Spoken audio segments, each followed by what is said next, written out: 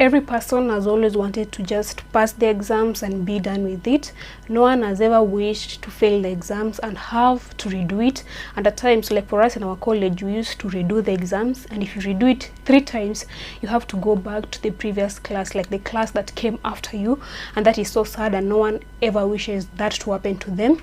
And especially when it comes to resitting for another exam, like no one likes doing exams twice. And I came up with this video after having a request from you guys. Like, I got so many questions about how do I do well in my exams. Why is it that whenever I study, like, I don't end up passing my exams? Like, I study like everyone else, but I don't pass my exams. And that is why I thought about coming with this topic, or why is it that you fail your exams even after studying. And after this, I'll give you some of the strategies that you can use so that you can do well in your exams. Hello beautiful people, welcome back and happy new year. I hope you guys had the best of time during your holidays. And if you're new here, my name is Lesodora, and on this channel we do nursing and also do vlogs.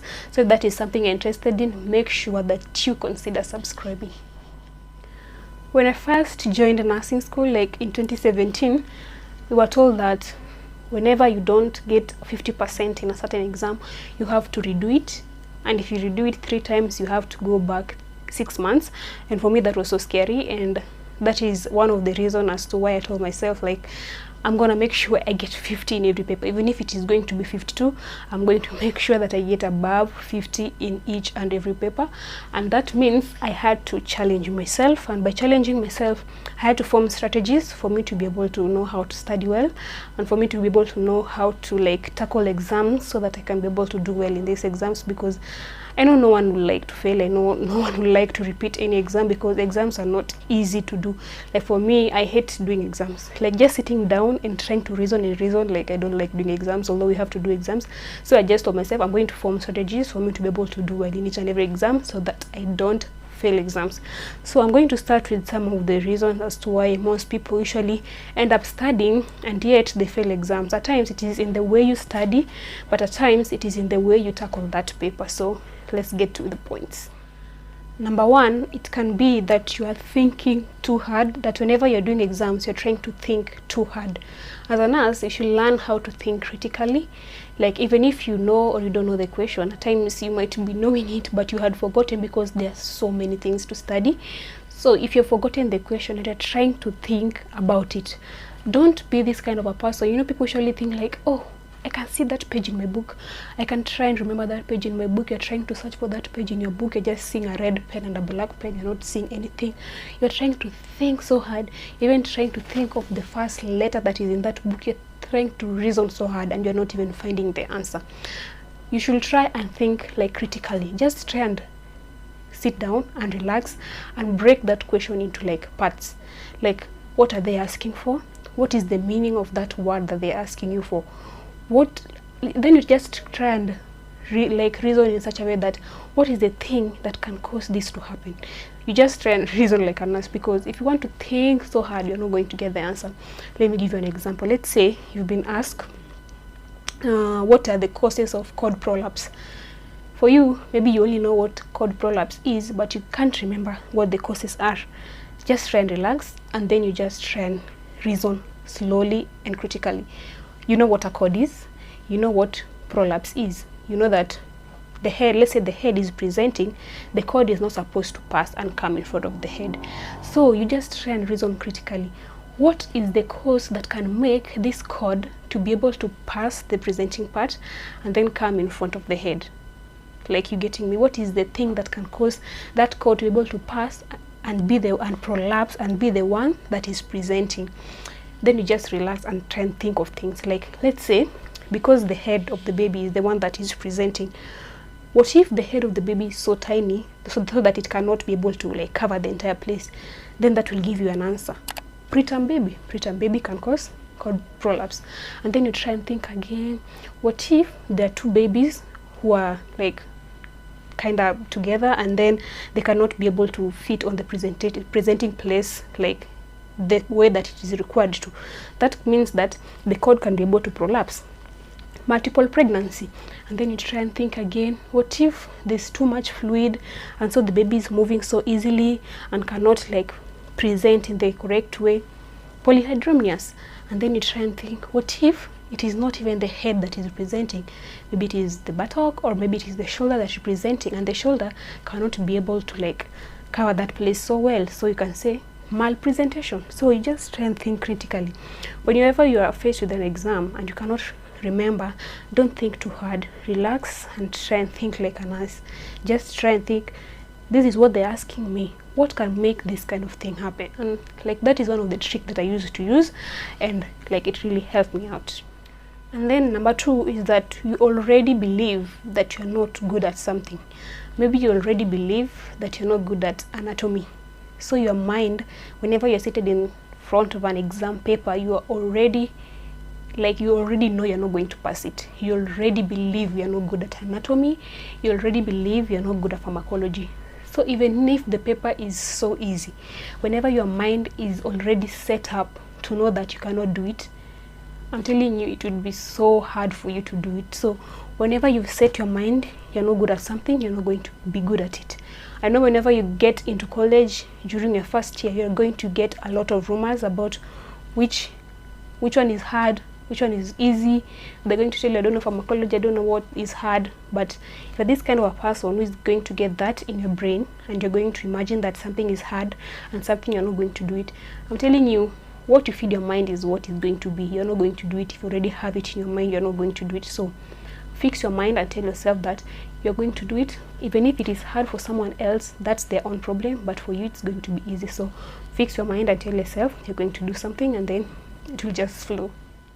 And then number 3, which is something that most lecturers used to say, but again it's something that looks like so obvious, but it is not so obvious: leaving blank spaces. So you know, whenever you do exams, I remember most lecturers used to tell us, don't leave blank spaces, and people usually just think that is a joke, but it isn't. You know, whenever you don't know a certain question, like you read it and you feel like, oh, I have no idea, instead of leaving a blank space, just try and think critically, like, what would I answer? What is the meaning of this chord prolapse? I know a chord is something that attaches the mother to the fetus. Prolapse is something like the way a building prolapses, and like something falls, like it when it falls down whenever it is not in place. So just try and think critically, never leave a blank space. Just try and think, what will I answer? And at times, let me tell you for sure, at times I used to find that most of the questions that I never even knew what the answer was, and I just attempted, I usually get like 3 marks or 4 marks, even if it is out of, let's say, 10. So you can imagine, out of all those, let's say 5 marks questions that you always try and attempt, and you end up getting 3 in them, you can just imagine how much it will add up at long run, so that you'll end up like passing all your exams. So no leaving blank space. And then number 4 is that you are using the wrong study method, because everyone actually have their own way of studying. I think I've said this in so many videos. You can go back and look at my videos on how to study and how to pass in certain like topics or something.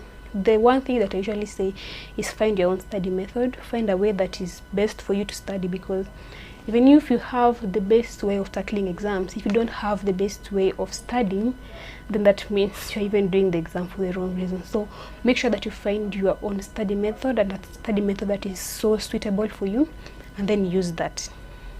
And then lastly, I'd like to leave you with some of the strategies on performing well. Number 1 is that take advantage of clinicals, that whenever you go for these attachments, make sure that you take advantage of each and every moment. Number 1 is take advantage of the drug leaflets, that whenever you go to give medications, there's this box that usually remove the drug, and then there's a certain leaflet inside. Take that leaflet, put it in your pocket. Whenever you go back home, make sure you just like read it and see what are the indications and such kind of things. Number 2, take advantage of patient files. You know, like at times when you take this patient file and then you read like which condition did the patient come with, what is the diagnosis, like how did the doctor arrive to that diagnosis, what are the medications. So you know, by the time someone asks you in an exam, like what are the indications for this, what are the what do we call causes of this certain diagnosis, you can be able to know, because you remember a certain patient called John came with this condition and presented with these clinical features, and that is why he was given this diagnosis, he was given this medication. So in a pharmacology question, he was given this medication, you know very well this medication is for this certain condition because you saw it in that file. You know very well how long it took. As in, using that patient file, you can be able to understand so many things about a certain condition, and it can be able to help you in med-surg and pharmacology, you see. The other thing is about ward rounds. So most of the time you find that most students, whenever we have a ward round going on, they'll just find time to go and sit in the sun and, I don't know, go and gossip and make stories and do other stuff.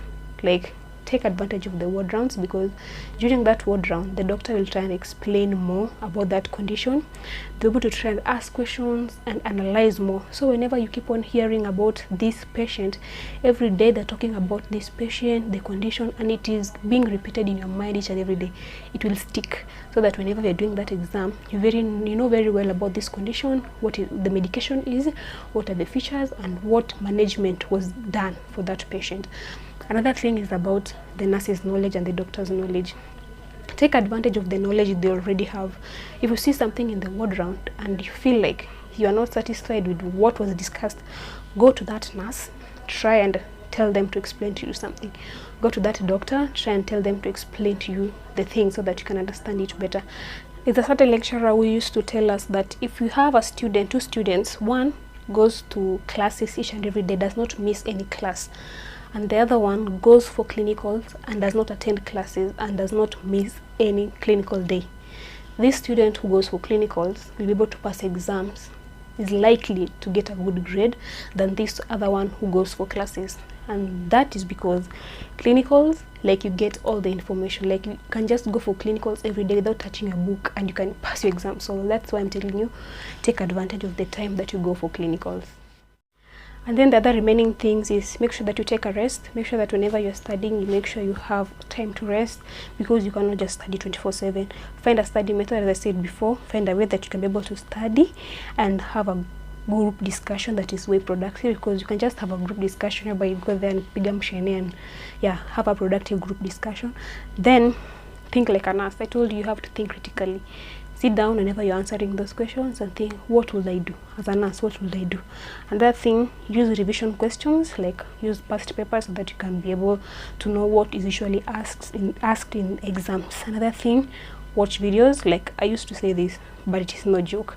Watch YouTube videos. Whenever you don't understand a certain condition, go and check it out on YouTube.